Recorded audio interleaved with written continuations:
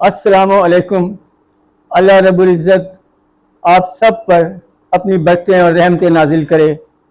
मैं नाचीज़ तारिक ख़ान अपने channel the way of Meraj से इंशाअल्लाह इंसान और सोसाइटी से रिलेटेड हर अच्छी बात आप तक पहुंचाता रहूँगा। अपनी आज की नज़म अभी उम्मीद बाकी है, मैं आप सब के नाम, हर पाकिस्तानी के नाम करता हूं। सुनिए। जिसको देखो मुल्क में अपने मुल्क से शाकी है।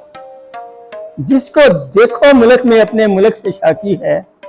शुक्र खुदा का मुल्क हमारा फिर भी बाकी है। आपस में भी एक दूजे से हमें नाचाकी है। शुक्र खुदा का मुल्क हमारा फिर भी बाकी है। मक्कारी किरदार में फितरत में चालाकी है। शुक्र खुदा का मुल्क हमारा फिर भी बाकी है। जहर की सूरत दूध पिलाने वाला साकी है। शुक्र खुदा का मुल्क हमारा फिर भी बाकी है। दवाएं जाली, हर शय जाली और फिर खुश खुराकी है। शुक्र खुदा का मुल्क हमारा फिर भी बाकी है। हर एक शय में दो नंबरी और चमड़ी खाकी है।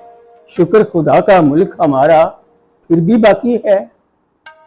तशकोल है हाथ में हाकिम के, अवाम के बेसाखी